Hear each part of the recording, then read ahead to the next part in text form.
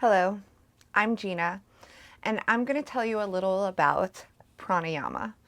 So, our pranayama practice is basically exercise for the lungs. Pranayama means life force. Now, without your breath, you don't have much of a life. If we can't breathe, we can't live. So, with our pranayama practices, we are increasing our lifespan.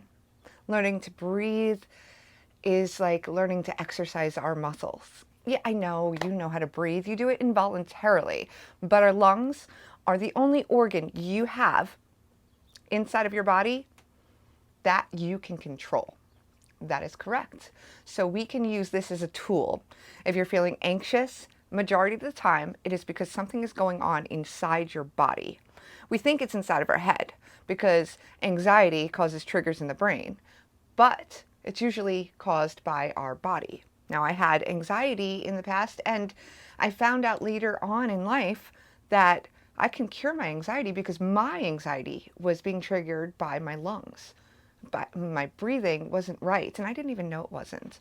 But when I started to get ill, my doctor said my lungs were very bad, and then I started to practice more pranayama. And the pranayama exercised them until they were more open. And I started to learn that it was the lack of oxygen to my brain that was causing my anxiety. And the fact of the anxiety was causing more anxiety. So it would trigger itself off of something I didn't even realize was happening. So maybe your anxiety is caused by a physical ailment of your own. There are so many out there that can cause illnesses, or illnesses out there that can cause anxiety, and we think that it is a mental thing. So we take pills and stuff and think that that's going to fix it. But really, finding the root cause of your anxiety might be finding what is going on in your body. So today I'm going to talk a little bit more about a practice of pranayama. You see, there's many practices of pranayama. The one we're going to talk about today is alternate nostril breathing.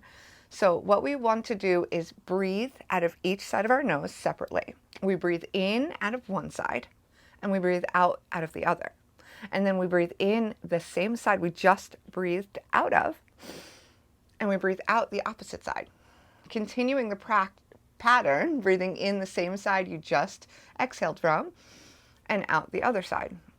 So this practice balances out both hemispheres of the brain. When you do this, you're balancing out everything. Our brain helps the whole body to feel good and strong and healthy. So the first step is finding your hand position. Now I have trouble with this one because my hands don't like to stay. So I take my pointer and middle finger down, and then I have my ring finger and my pinky out. See, they don't like to go together. So we want to bring them together, and these fingers are going to hold one side. Once you put it on your nose, it kind of helps a little bit. Depending on your hand, it might be like me, and you might just have to give it a little help. The other one is your thumb. So we take one hand and just rest it down. You can bring it anywhere you want.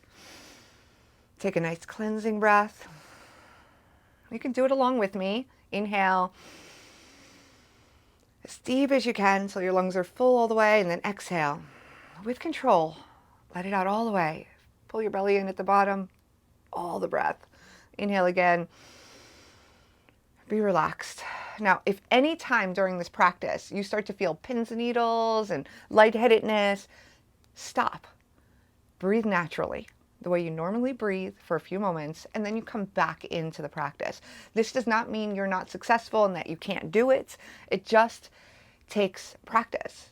And if we slow our breath down too much, sometimes our brain starts to say, uh-oh, I'm suffocating. I can't breathe. I'm going to start to send signals out to the rest of the body so I could save myself. Fight or flight. Your brain is, and your whole body, it's always trying to feel good. Your natural ability inside to heal yourself and feel good. So if you feel like you're slowing it down too much, maybe your nose is stuffed up too much and it's stopping your breathing, take a moment.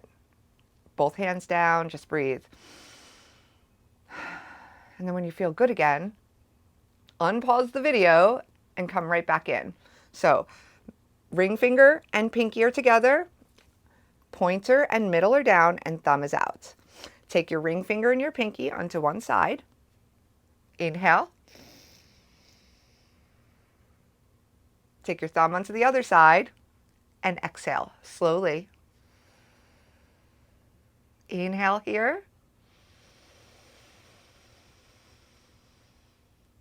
Close the other side and exhale. Try to slow down, but don't go too slow.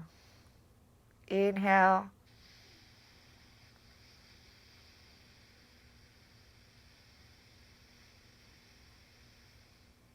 Close this side and exhale.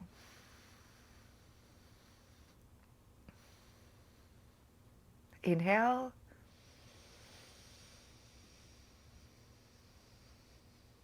And continue this for a few more breaths.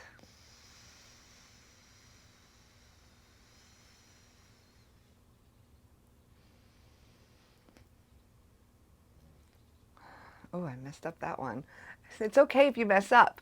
If you skip a beat and you accidentally exhale out of the other side like I just did, just pick up where you left off. You can continue exhaling out of this side or just come back to the side you were on. Really, we're only human. We're gonna make mistakes. And if we're practicing, remember the word we just used, practicing. So practice, practice. If you skip a beat, oh well, keep practicing.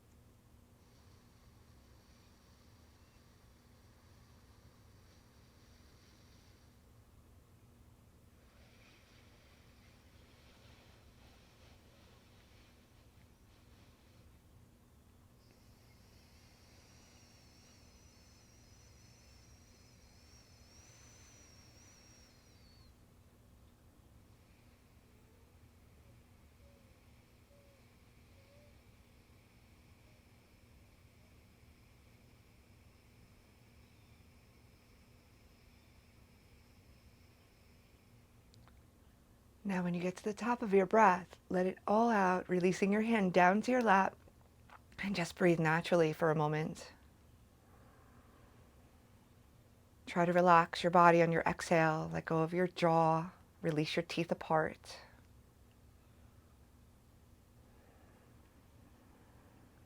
Relax the back of your tongue off the back of your mouth.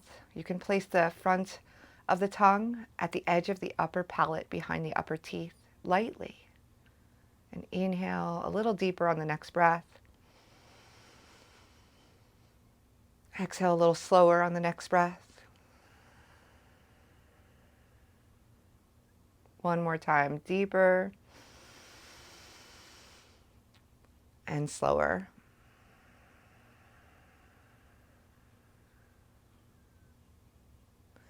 Oh, now, like me, hopefully you feel a little more clear, a little more balanced, maybe just a little shift in a positive way. Alternate nostril breathing is a great technique to slow down. If you are stuffed on one side, which I am a little bit stuffed on one side, I kind of always am this time of year because of allergies. But if you are stuffed on one side and you start to feel lightheaded, it took me a long time to be able to slow down my breath that slow and be able to inhale and exhale without feeling like I needed to stop and take a break. You want to make sure you're comfortable. If at any point you're not feeling comfortable, you breathe naturally and come back into it when you feel comfortable. Also, elongate your breath. Try to breathe all the way in until your lungs are full so you can't breathe in anymore. And when you exhale, the same. Slow down your breath Try to breathe out all of your breath. So you're at the bottom, you have nothing left to breathe out. And then continue like that. This is a practice. So before I go, there's one more thing that I learned. When we breathe in through our nose, there's something that goes on in our brain that activates learning. So they have done scientific studies, MRIs, while breathing. Different studies have been done by different facilities and scientists, and they have actually found out that when you breathe in through your nose, you learn more. You suck in the information into your brain more. It's weird, right? I think it's amazing. So the next time you're studying, focus on your breath. Inhale and exhale through your nose. Maybe inhale through your nose and exhale through your mouth. Take in the really juicy stuff on your inhale, because that's when you're inhaling it all into your body. Not only what you're reading or what you're learning, but your health, making yourself more healthy, your lungs more healthy, just being aware of that breathing, slowing it down. It just balances out the whole body.